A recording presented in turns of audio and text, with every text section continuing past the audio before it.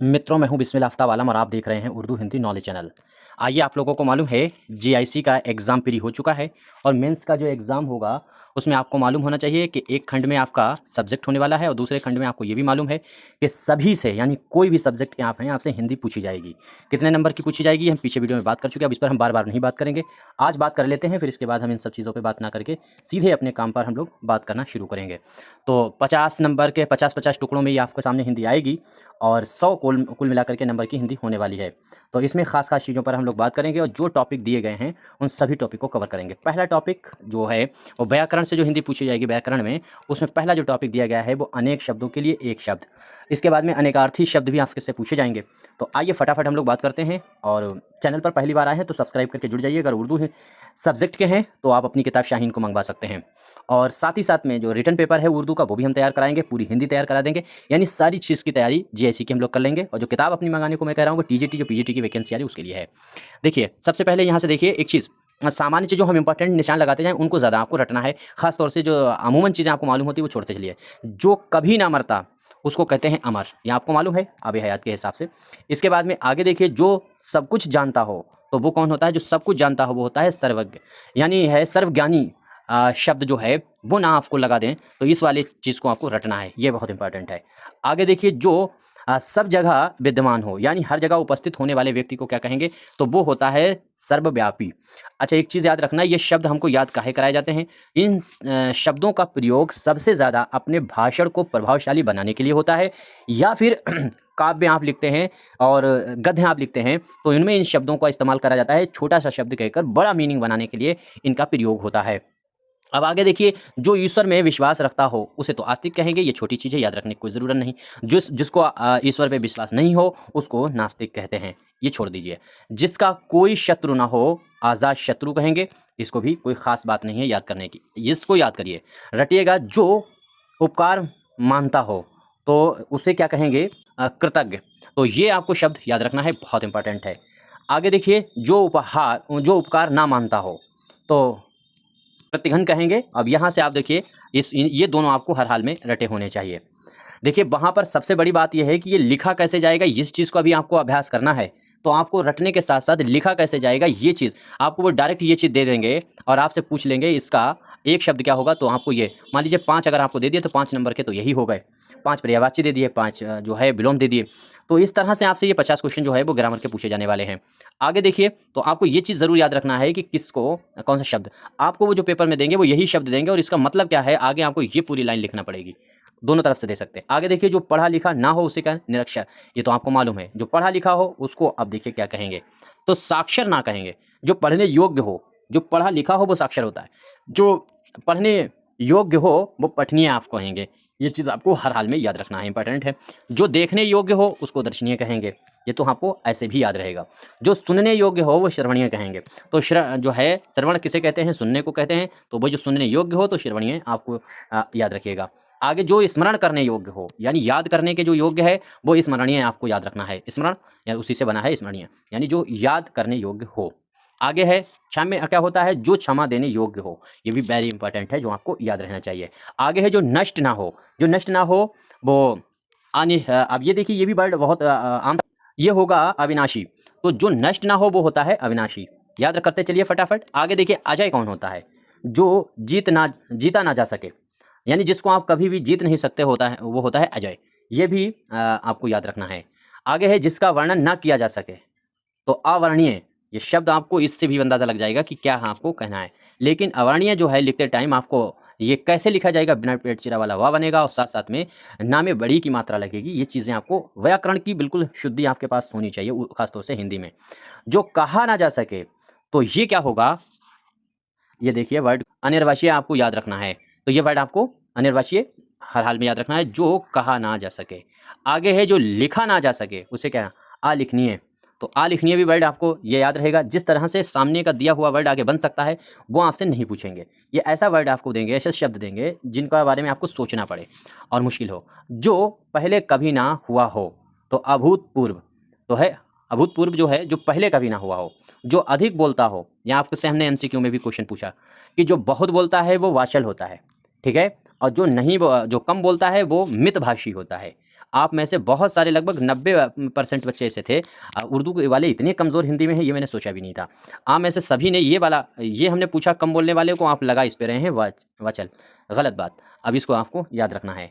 आगे देखिए, आगे है जो मधुर बोलता हो वो होता है मृदुभाषी, यानी जो मीठा बोलता हो, अच्छा बोलता हो, प्रेम पूर्वक बोलता हो, वो होता है मृदुभाषी। ये आपको याद रखना है।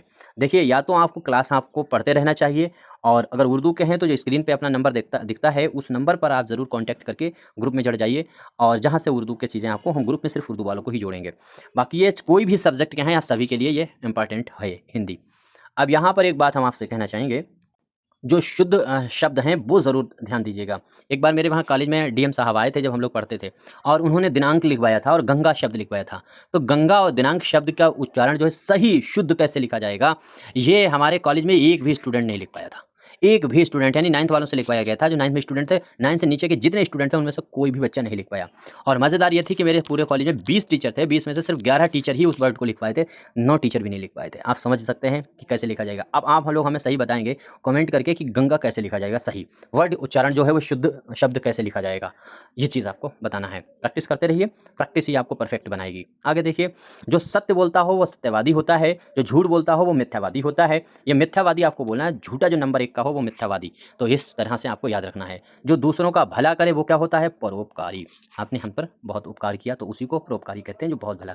आगे क्या है, जो केवल अपना ही हित चाहता हो तो वो होता है स्वार्थी, जो अपना हित चाहता है। देखिए, हित में जो है वो स्वार्थी होता है, स्वार्थ ना लिख दीजिएगा वहाँ पर। तो ऐसे आपको याद रखना है। आगे देखिए, जो सबका हित चाहता हो वो सर्वहितैषी होता है।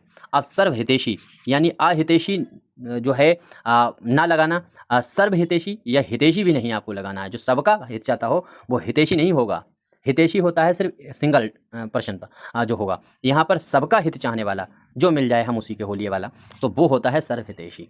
ठीक है। आगे देखिए, जो अनुकरण करने योग्य हो, करने योग्य है वो अनुकरणीय। देखिए, यूपी टेट का एग्जाम होगा, उसमें भी हिंदी आपसे व्याकरण पूछी जाएगी, तो यूपी टेट वाले स्टूडेंटों को भी जरूर ये शेयर कीजिएगा, और हिंदी जो है जीआईसी के कोई भी स्टूडेंट है उन्हें जरूर शेयर कीजिएगा। बहुत इंपॉर्टेंट ये हमारा आज का क्लास होने वाला है, और इसको 2-3 बार देखिएगा तो आपको रट जाएगा। बाकी आप चाहो तो लिख सकते हो। जो निंदा के योग्य हो वो निंदनीय है, ये आपको मालूम है, ये याद करने की कोई ज़रूरत नहीं। जो प्रशंसा के योग्य हो वो प्रशंसनीय होगा, जो सम्मान के योग्य होगा वो सम्मानीय होगा, जो दया के योग्य हो वो दयनीय। अब दया के योग्य जो है वो दीन नहीं लिखोगे, दयनीय होगा।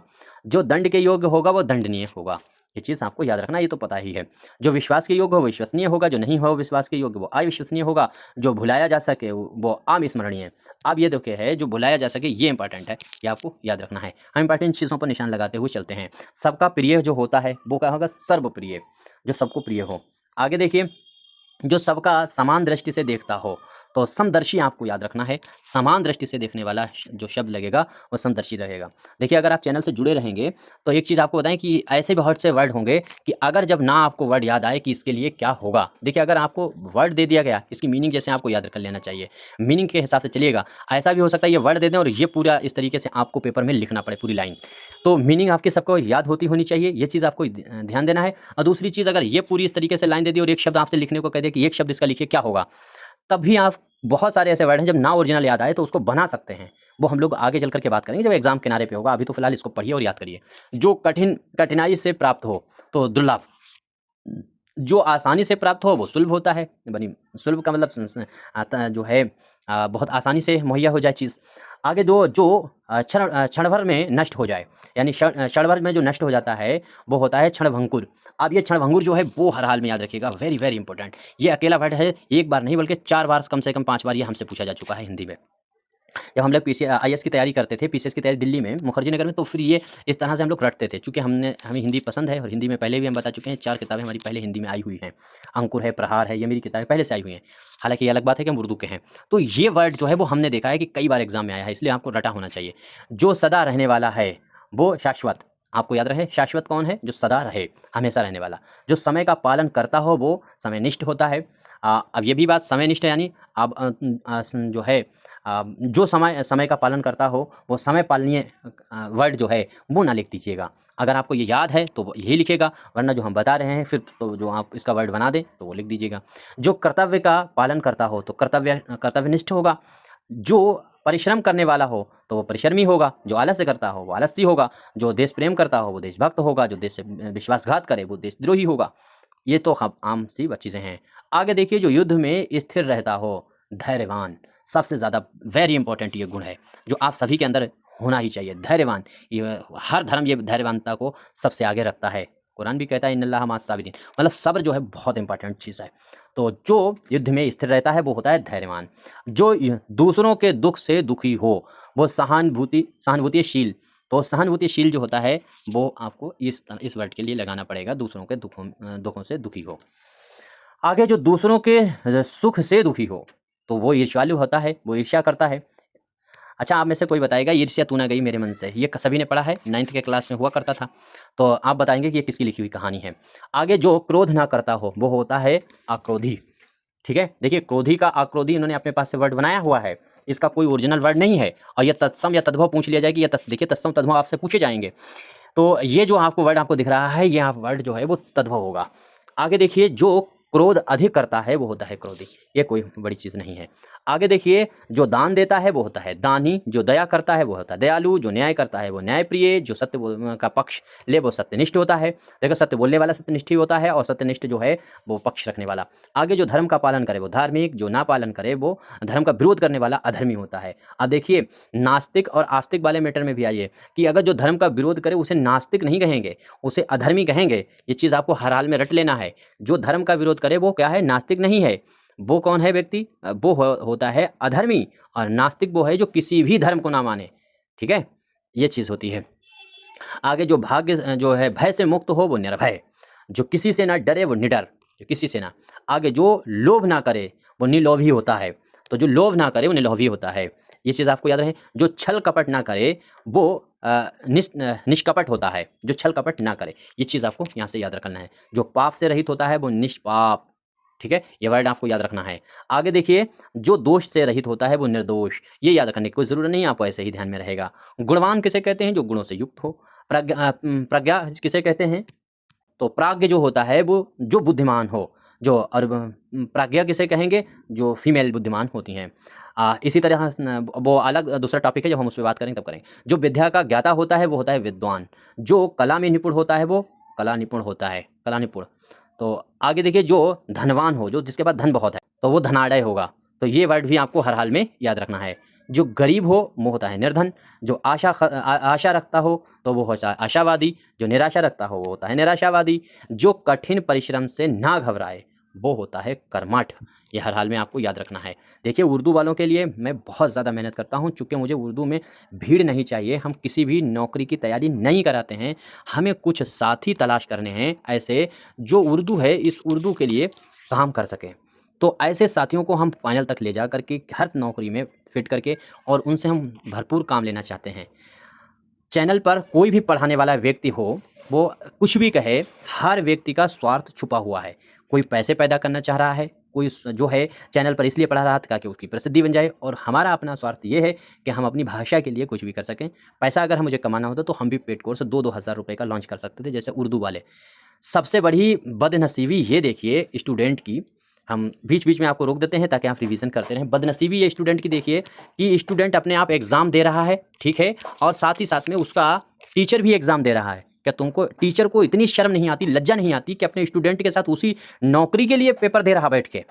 हम कहते हैं कि जिसका पेपर हम देते हैं या देंगे उसकी तैयारी ज़िंदगी में नहीं कराएंगे, क्योंकि हम कभी भी अपने स्टूडेंट को अपने बराबर में इस तरह से नहीं खड़ा करें कि स्टूडेंट भी उसी कंपटीशन में बैठा, हम भी। जब ये क्लियर हो जाना चाहिए सबसे पहले कि हम टीचर हैं कि स्टूडेंट हैं। अगर हम टीचर हैं तो फिर स्टूडेंट के साथ में नौकरी में काहे बैठने जा रहे हैं, और अगर हम अभी इस योग्य नहीं है, खुद ही नौकरी हासिल नहीं कर पाए, खुद ही अभी स्टूडेंट हैं, तो स्टूडेंटों के साथ बैठ रहे हैं तो खुद भी स्टूडेंट हुए, तो फिर आप पढ़ा काहे रहे हैं? एक चीज़ गाइडलाइन क्लियर होना चाहिए। आप सभी समझदार हैं, ऐसे टीचरों को जड़ से इग्नोर कीजिए जो आपके साथ कंपटीशन में। आप सोचिए उसकी मानसिकता सिर्फ आपके ही बराबर की है, उसे खुद कुछ नहीं आता जाता। आगे देखिए, जो आशा रखता हो वो आशावादी, निराशावादी, कर्मठ, ये हम लोग बात कर चुके हैं। आगे देखिए, आगे होता है जो कठिन परिश्रम से ना घबराए वो कर्मठ होता है, जो शीघ्र समझ जाए। तो शीघ्र समझ जाए तो वो कौन होता, उसको क्या कहेंगे, तो कुशाग्रह बुद्धि। इसे आपको याद रखना है इस वर्ड को हर हाल में। तो कुशाग्रह बुद्धि जो होता है उसको क्या कहेंगे, जो शीघ्र ही समझ जाए। आगे देखिए, जो शीघ्र क्रोधित होता हो उसे उग्र कहते हैं, जो जल्दी प्रसन्न हो जाए वो प्रसन्नचित होता है। आगे देखिए, जो बहुत खर्च करता हो वो अव्ययी होता है, अधिक खर्च करता है वो अपव्ययी होता है। जो कम खर्च करता है वो मितव्ययी होता है। ये दोनों वर्ड आपको याद हर हाल में रखना है। अपव्ययी भी याद रखना है और मितव्ययी भी आपको याद रखना है। आगे निष्पक्ष का मतलब तो आपको पता ही है, जो न्यूट्रल है। आगे देखिए, जो पक्षपात करे वो पक्षपाती होता है। जो क्षणिक हो तो वो उसको क्या कहेंगे, जो क्षणिक हो उसको क्षणिक, यानी कम समय के लिए जो दर्शनीय हो। आगे जो लंबे समय तक रहे उसको क्या कहेंगे, तो चित स्थायी। तो चित स्थायी कौन होता है, चिरस्थायी कौन होता है, सॉरी चित कह रहे हैं, चिरस्थायी। तो चिरस्थायी कौन होता है, जो लंबी समय तक रहे। जैसे मतलब जो है धरती, यह है चिरस्थायी। ये आसमान, नदियाँ, ये हैं समुद्र, हवा, इनके बारे में ये शब्द इस्तेमाल किया जाएगा कविता में। देखिए कविता में कैसे इस्तेमाल होता है वो हम नहीं बता सकते, चूँकि हम कविताएं लिखते हैं, लेकिन फिर भी हम आपको ये चीज़ बता दे रहे हैं कि इस तरह से ये इस्तेमाल होते हैं। बहुत ज़्यादा वर्ड हैं। आगे, जो सबका भला चाहता हो वो क्या होता है, लोक हितैषी, लोगों का हित करने वाला। जो जनता का प्रिय हो लोकप्रिय होता है। जो समाज के हित करे वो समाज सेवी होता है। देखिए अब यहीं पर गड़बड़ ना करिए, जो सब लोगों का भला करे उसे समाज सेवी ना लिख देना, उसको लिखोगे लोक हितैषी। और जो समाज का हित करने वाला हो वो होता है समाज सेवी, याद रखिएगा। आगे, जो संसार का त्याग कर दे वो होता है सन्यासी। अब ऐसे डायरेक्ट ये लाइन जब आपके सामने लिख देगा और आपको वर्ड लिखना पड़ेगा तो आपको याद नहीं, जो संसार को त्याग कर दे उसे क्या कहेंगे। वहाँ पर 2-2 3-3 मिनट तो आप बैठे ही रहेंगे सोचते सोचते। अभ्यास इसलिए ज़रूर कीजिएगा और रिवीजन ज़्यादा से ज़्यादा कीजिए, वीडियो बार बार देखिए। आगे देखिए, जो संसार का आगे है, जो वन में रहता हो वो वनप्रस्थी। आगे देखिए, इसके भी आगे ये जो है वनप्रस्थी जो होता है, ये भी आपके लिए इंपॉर्टेंट है। कहाँ चला गया यार, हाँ, जो भिक्षा मांगकर जीवन बिताए वो होता है भिक्षु। जो यात्रा करता हो यात्री। जो इतिहास का ज्ञाता हो वो इतिहासकार। अब देखिए, इतिहास लिखने वाले को इतिहास का नहीं, इतिहास लेखक जो है वो उसके लिए ये नहीं लगेगा। इतिहासकार कौन होता है, तो वो होता है जो इतिहास का ज्ञाता हो, इतिहास के बारे में। जो कविता लिखता हो वो कवि तो पता ही है, जो कहानी लिखता हो वो जो है कथाकार होता है। अब ये कहानीकार आपको नहीं लिख देना है, जो कहानी लिखता हो वो कहानीकार, ये नहीं आपको लिखना है, कथाकार आपको लिखना है। वेरी वेरी इंपॉर्टेंट वर्ड है। यह आसान है, रोज़ बोले वाले वर्ड हैं, शब्द हैं, लेकिन आप जो है इसी में ही गड़बड़ कर देते हैं। अब आगे देखिए, जो नाटक लिखता हो वो नाटककार। अब नाटककार कौन होता है, जो नाटक लिखता हो। तो जो अभिनेता होता है वो नाटक करता है। जो जीवनी लिखता हो वो होता है जीवनकार। अब आगे है, जो समाचार लिखता हो वो पत्रकार। जो चित्र बनाता हो वो चित्रकार। जो मूर्ति बनाता हो वो मूर्तिकार। जो संगीत का ज्ञाता हो वो संगीतज्ञ। तो इस तरह के जो इम्पोर्टेंट टॉपिक थे, और सॉरी जो शब्द थे, वो मैंने आपके सामने रख दिए हैं। अगर आप ये जानना चाहें कि हम कहाँ से पढ़ा रहे हैं, तो मैं जिस कॉलेज में था, ये पहली बात ये है कि ये सारी चीज़ें हमने जो है वो बीए में पढ़ाई गई हैं। मेरे पास सामान्य हिंदी थी बीए में, तो ये सब बीए में मुझे पढ़ाई गई। मेरे पास सिलेबस में ये सारी चीज़ें हैं और ये हम अपनी बीए की ही बुक से पढ़ा रहे हैं। और ये वो बुक है जिसका पूरा सिलेबस जीआईसी हो या जो भी ग्रामर की चीज़ें हैं उसके अंदर बहुत गहराई से बुक है। लगभग 1700 पेज की पूरी बुक होने वाली है। तो आप समझ सकते हैं कितनी चीज़ें हैं, लेकिन हम छाँट करके आपके लिए इतनी मेहनत करके ये क्वेश्चन लेकर के आते हैं, ये चीज़ें, ताकि आप बस किसी भी सूरत से सीटें खाली ना जाने दें। और उर्दू में एक चीज़ याद रखिएगा कि जो 40% का क्राइटेरिया है, आपके सामने अब जो फाइनल में 2 पेपर होने वाले हैं, एक हिंदी का होगा, एक आपके सब्जेक्ट का, तो ये 40% नंबर हैं, ये दोनों में आपके आना चाहिए। यानी हिंदी में भी 40% नंबर लाना ही लाना है, वरना कॉपी आपकी चेक नहीं होगी। मैं फिर कहता हूँ, एलटी की तरह कुछ चंटू आकर के कहते हैं कि यह पेपर छूट गया है, क्वेश्चन छूट गए हैं, तो कॉपी ऐसा नहीं है, चेक नहीं होंगी। अरे चेक होगी, लेकिन तुम बाहर हो, स्टाम्प पर लिख करके रख लीजिए। हम गारंटी कर रहे हैं तुम बाहर हो, लेकिन उसमें फिर भी अपनी दलीलें दिए जा रहे हैं। ये जाहिल नंबर 1 के हैं और बढ़िया है, जो चाहो करो। हम पहले बता दे रहे हैं कि ये 40% वाला क्राइटेरिया है, और हिंदी में अगर 40 नंबर नहीं आए तो आपकी कॉपी चेक करे ना करे फेंक देगा, और पहली बात वो अंदर किसी कीमत में नहीं करेगा। तो ये आपको करना ही करना है। हाँ, जो अब वैकेंसी आ रही है पीजीटी और टीजीटी के लिए, उसके लिए प्रैक्टिस के लिए, नोट्स के लिए अपनी किताब शाहीन मंगाइए। बाकी अपने चैनल पर जुड़े रहिए। ये 2 जो पेपर है जीआईसी, इसके आपको नोट्स मिल जाएंगे। अभी हम बाहर हैं तो इतना टाइम जितना दे रहे उतना ही बहुत है। शुक्रिया, धन्यवाद।